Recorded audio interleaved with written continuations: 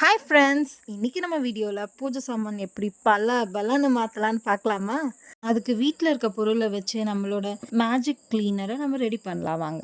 அதுக்கு முதல்ல ஒரு பவுல் எடுத்துக்கோங்க. அதில் 2 டேபிள் ஸ்பூன் அளவுக்கு கோதுமை போட்டுக்கலாம். 1 டீஸ்பூன் அளவுக்கு மஞ்சள்தூள் சேர்த்துக்கிறோம். அது கூடவே 2 டேபிள் ஸ்பூன் அளவுக்கு உப்பு சேர்த்துக்கலாம். லெமன் ஜூஸ் வேணுனாலும் ஆட் பண்ணிக்கலாம். நான் இன்னைக்கு லெமன் வாட்டர் என்கிட்ட இருக்குது, அதை ஆட் பண்ணிக்கிறேன். இந்த லெமன் வாட்டர் எப்படி செய்யணுன்றத வீடியோவோட எண்டில் பார்க்கலாம். இப்போது அதை நல்லா ஊற்றி மிக்ஸ் பண்ணி எடுத்தோன்னா நம்மளோட மேஜிக் கிளீனர் ரெடி. எனக்கு இந்த கன்சிஸ்டன்சி கரெக்டாக இருந்துச்சு.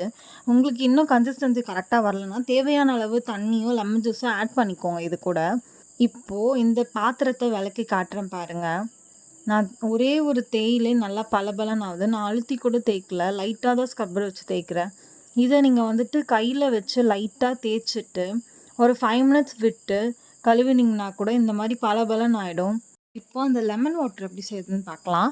லெமன் வாட்டர் செய்கிறதுக்கு நம்ம வேஸ்ட் லெமன்லாம் எடுத்து கலெக்ட் பண்ணி வச்சுட்டு நான் 1 கப் அளவுக்கு லெமனுக்கு 1 கிளாஸ் அளவு தண்ணி எடுத்துக்கிறேன். அதை அளந்து ஊற்றிட்டு அதை நல்லா கொதித்து தனியாக ஃபில்ட்ரு பண்ணி எடுத்து வச்சுக்கிட்டோன்னா நமக்கு லெமன் வாட்டர் கிடைக்கும். இந்த லெமன் வாட்டர் பூஜை சாமான் மட்டும் இல்லாமல் பாத்ரூம் கழுவுறதுக்கு கூட யூஸ் பண்ணியிருக்கலாம். இந்த மாதிரி யூஸ்ஃபுல்லான டிப்ஸ் எல்லாம் உங்களுக்கு வேணும்னா நம்ம சேனலை சப்ஸ்கிரைப் பண்ணிக்கோங்க. அண்ட் இனி வரும் வீடியோஸில் உங்களை சந்திப்போம். தேங்க்ஸ் ஃபார் வாட்சிங். Bye friends.